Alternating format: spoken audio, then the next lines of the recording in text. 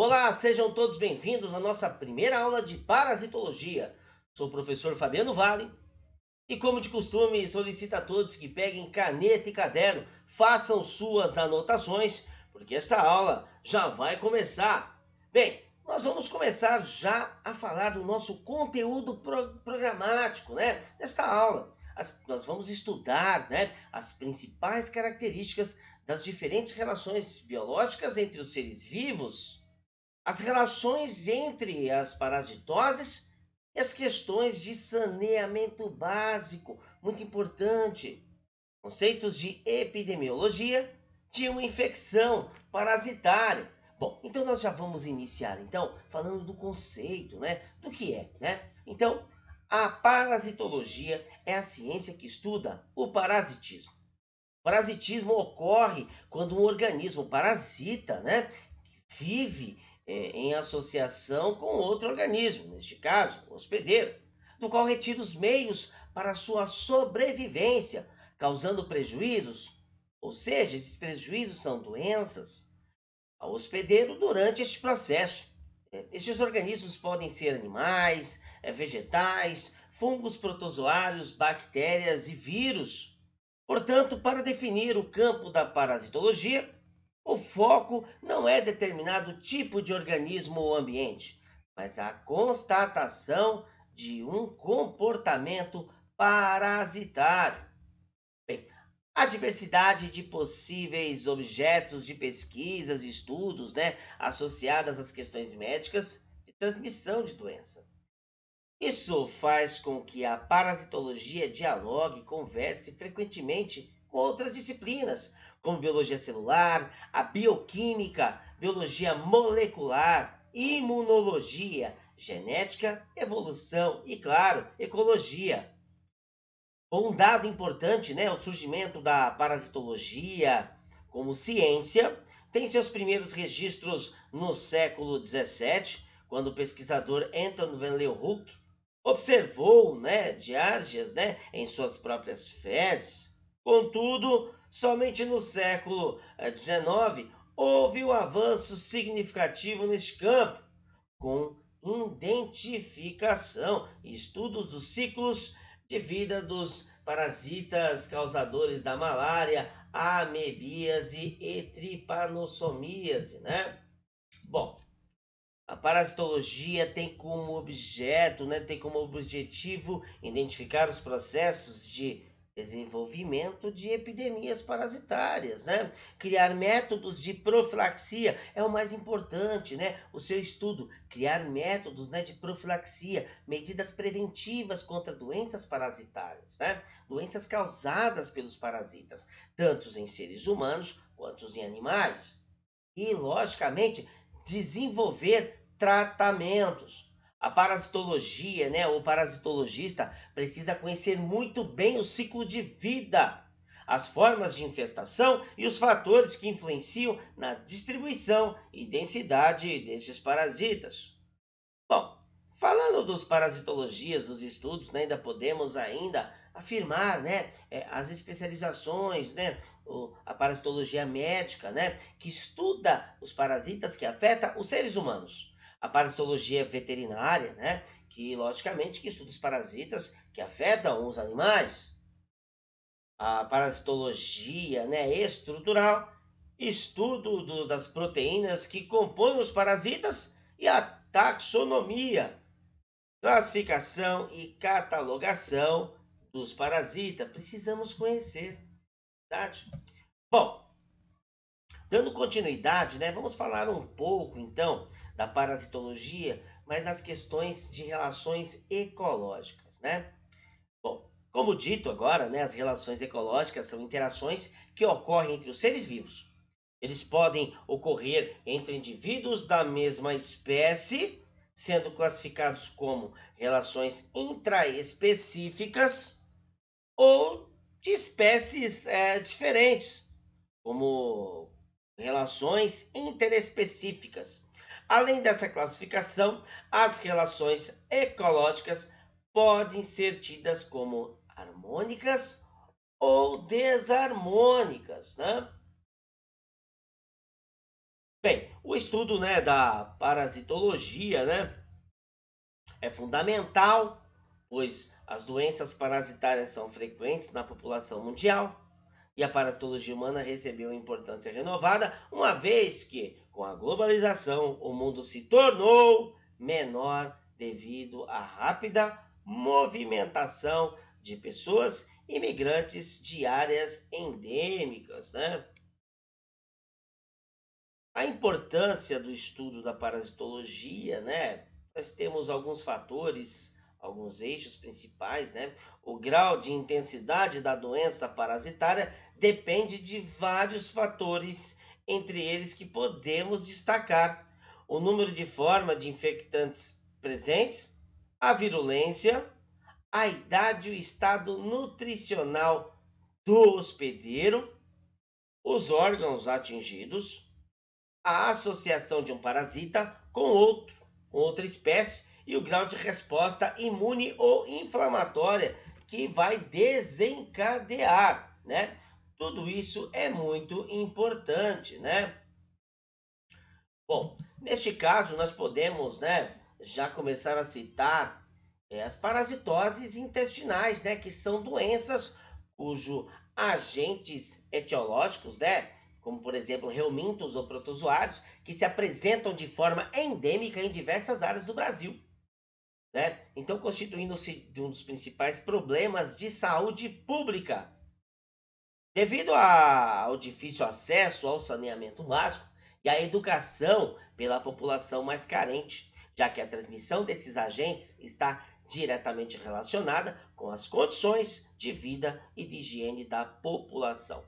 Bem, sabemos, né, que alguns lugares, né, que alguns locais, algumas localidades do Brasil, do nosso país, infelizmente, não possuem saneamento básico, né? E aí é onde nós temos, né, o surgimento dessas parasitoses, principalmente as intestinais, né?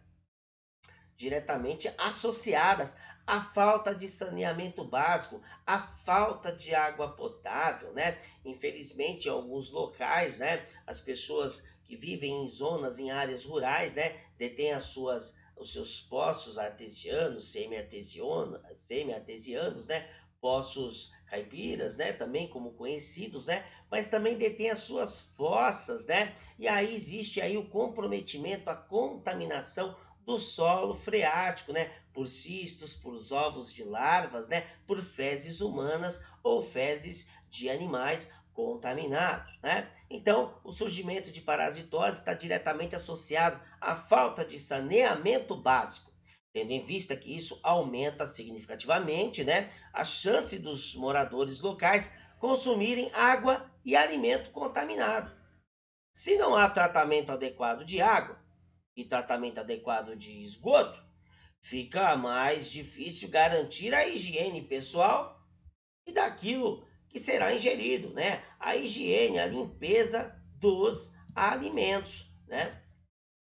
Bem, então nós temos também essas relações, né, que é muito importante nos levarmos em conta, né? A limpeza dos alimentos, a água, né, que está sendo utilizada e, logicamente, as mãos, que é essencial a higienização, a limpeza das mãos, né? Bom, a falta de saneamento básico, né? Ainda nós podemos explorar muito esse assunto, né?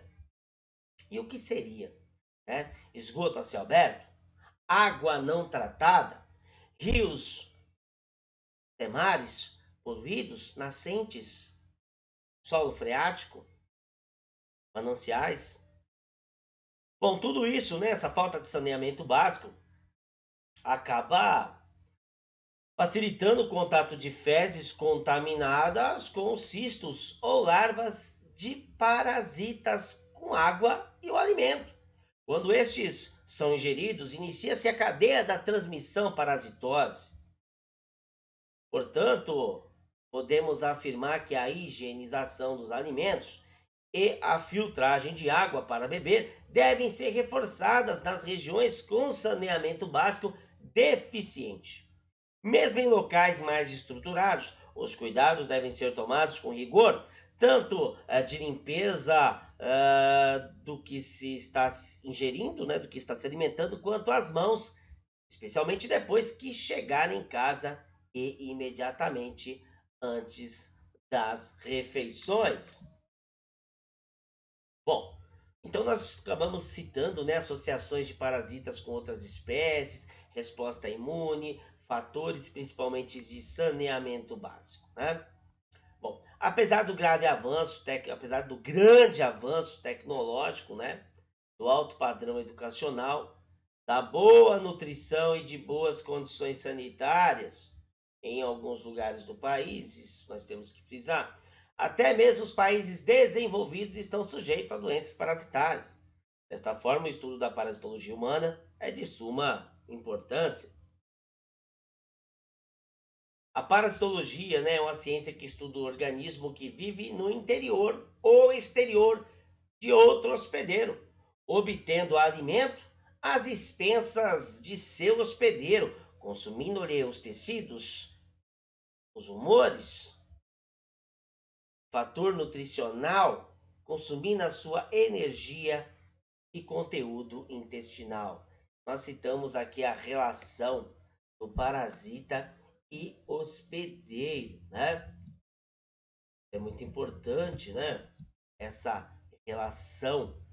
Bom, existem fatores, né, que acabam conduzindo à parasitose, definindo o seu destino, né? Elas podem influenciar o fenômeno, né, do parasitismo, contribuindo tanto para o equilíbrio parasítico e hospedeiro, gerando assim o hospedeiro portador saudável, ou como, né, para a quebra deste equilíbrio. Os fatores mais importantes do parasitismo estão nessa relação entre parasita e hospedeiro, né? O parasita, né, a quantidade de parasita que entra no hospedeiro. Nós chamamos de carga parasitária, o quanto de parasita está neste hospedeiro, a sua localização, né, e a sua capacidade de provocar doenças, né? Em seguida, o hospedeiro, né? A idade do hospedeiro, o estado nutricional deste hospedeiro, o grau de resistência deste hospedeiro, né? E o órgão do hospedeiro atingido pelo parasita, né? Hábitos e níveis socioeconômicos, culturais, presença simultânea de outras doenças, fatores genéticos, né? E o uso de fatores que influenciam o parasitismo, né, de medicamentos. Nós temos que lembrar também que existem outros fatores, né? Fatores externos, né? Fatores do meio ambiente.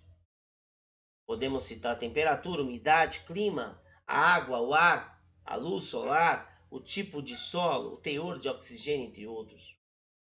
Muitos agentes infecciosos morrem quando mantidos a uma temperatura mais baixa ou mais elevada por um determinado tempo. É o caso, por exemplo, da cisticercose, que é transmitida pelo contato com fezes humanas infectadas com a tênia. Alimentos contaminados, água e mãos sujas são fontes de infecção encontradas em carne suína que morrem quando estas são congeladas por volta dos seus 10, 12 graus Celsius negativos por 10 dias ou cozidas a uma temperatura acima de 60 graus Celsius por alguns minutos, né? Então, quando nós citamos esses fatores, essa relação, é muito importante ser dita, né? Parasitismo, né? Então é um tipo de relação ecológica, né? Precisamos rever os principais aspectos ligados a essas relações, né? Interações que ocorrem entre seres vivos, sejam eles da mesma espécie, no caso nós chamamos de relação interespecífica, né? Sejam de espécies diferentes, relações interespecíficas, né? Que também, né, entram nesse patamar, né? Essas interações, né? Bom, relação parasita-hospedeiro, né? Bom, nós temos aqui então, né? Opa, peraí. No entanto, o relacionamento nutricional do parasita com seu hospedeiro tem base nutricional, como nós já citamos, né? Não podendo lesar drasticamente o hospedeiro. Até porque, se o parasito, né, ele lesiona esse hospedeiro drasticamente, ele também vai comprometer a sua fonte de energia, sua fonte de alimentação, né? Então, na verdade, evitando alterações comprometedoras, o que faria perder o seu hospedeiro. Esta convivência nem sempre é nociva ao hospedeiro, pois o parasitismo ideal é aquele que não causa dano ao hospedeiro e, por conseguinte, não provoca doença. A parasitologia na prática abrange o estudo de protozoários, de helmintos e artrópodes, onde a maioria dos parasitos de importância médica e veterinária estão situados. O parasita é capaz de se reproduzir disseminando seus ovos, e estes costumam infectar outros hospedeiros, dos quais eles retirarão seus meios de sobrevivência através do parasitismo. Eles podem ser transmitidos entre os seres humanos através do contato pessoal ou do uso de objetos pessoais, né? Bem, parasitismo, então, né, existe essa relação interespecífica, né, em que um dos envolvidos, né, também existem aquelas relações harmônicas, né, e desarmônicas, né? Então nós podemos citar, né, pelo menos já algumas delas, né? Essas relações tanto harmônicas quanto desarmônicas, né? Bom, citando sobre a relação ecológica, né, é uma interação que ocorre entre os seres vivos, sejam da mesma espécie ou de espécies diferentes, como nós já citamos, né? Bom, beneficiar todos os envolvidos, beneficiar apenas um dos envolvidos, mas sem prejudicar o outro, prejudicar o indivíduo e beneficiar o outro, são algumas das relações ecológicas, né? Quando não há prejuízo para os seres vivos que interagem, temos o que chamamos de relação harmônica ou positiva. Já as relações que geram prejuízos para os envolvidos são chamados de desarmônicas ou negativas, né? Como exemplo deste último caso, podemos citar a competição, a predação e o comensalismo e o parasitismo, né? Parasitismo é uma relação interespecífica em que um dos envolvidos é prejudicado. Nessa interação, né, um organismo parasita instala-se em um outro, né, em um hospedeiro, com o objetivo de se alimentar. Simplesmente isso. O parasita pode instalar-se em seu hospedeiro tanto externa quanto internamente. Quando se instala externamente, temos um caso de ectoparasita. As infecções parasitárias são mais comuns em áreas rurais em desenvolvimento do que nas áreas desenvolvidas, como nós citamos, né, as áreas rurais. Em áreas desenvolvidas, essas infecções podem ocorrer em imigrantes, em viajantes que retornam ou em pessoas com sistema imunológico enfraquecido. Os parasitas geralmente penetram no organismo, geralmente, né, penetram no organismo pela boca ou pela pele. Médicos diagnosticam a infecção obtendo amostras de sangue, amostras de fezes, amostras de urina, amostras de catarro ou outro tecido infectado, examinando-as ou enviando-os para um laboratório de análise, que é o mais frequente, né? Então é colhido fezes, é colhido urina, é colhido exudato, né? Ou é colhido uma parte do tecido, numa possível biópsia do tecido tegumentar, é enviado ao laboratório para análise para saber que tipo de parasita está ali, né, vivendo em harmonia ou não com o seu hospedeiro. Viajantes para as áreas onde alimentos, bebidas e águas podem estar contaminados são aconselhados a cozinhar, a ferver, remover as cascas ou deixar de lado. Há medicamentos disponíveis para tratar a maioria das infecções parasitárias, né? Isso é muito importante. Existem muitas medicações, logicamente que de acordo com o tipo de parasita que está se enfrentando. As pessoas infectadas muitas vezes disseminam sua infecção quando não lavam as mãos adequadamente após simplesmente usar o vaso sanitário. Com suas mãos, né? Como essas suas mãos estão contaminadas. Qualquer coisa que tocarem depois pode ser contaminado por parasitas, bactérias, por vírus, que causam distúrbio, principalmente no trato digestivo. Se as pessoas com as mãos contaminadas tocam em alimentos, em restaurantes, mercearias ou no próprio lar, os alimentos podem ficar contaminados. Depois disso, qualquer pessoa que ingerir aqueles alimentos podem contrair infecções. A ingestão não tem que envolver alimentos. Por exemplo, se uma pessoa com as mãos contaminadas tocar em um objeto, com a porta de um banheiro, a porta, uma porta qualquer, pode ficar contaminada. Outras pessoas que tocarem a porta contaminada e depois levar os dedos à boca poderão ser infectadas por via fecal e oral. Existem também outras formas pelas quais uma infecção pode se disseminar por via fecal e oral. E nós podemos incluir beber água contaminada, contaminada com esgoto, né, com água não tratada, em áreas de más condições sanitárias, comer moluscos crus, como ostras e mariscos, que foram cultivados em áreas contaminadas. Comer frutas e legumes, verduras cruas, lavadas em água contaminada ou não higienizadas ou não lavadas, né? Participar também de atividade sexual que envolva contato boquianos, nadar em piscinas que não foram adequadamente desinfetadas ou em lagos, em partes de oceano que estejam contaminadas com esgoto. Isso são formas de se contaminar. Citando aqui também, né, nós temos, né, dando já, né, as formas de transmissão. Podem também ser transmitidos através de água, alimentos, mãos, sem a devida higienização, poeira, através de solo contaminado por lavas, por hospedeiros, intermediários, molusco, como nós falamos, né? Aqui nós chegamos, né, à classificação dos parasitos, né? Segundo alguns critérios, né?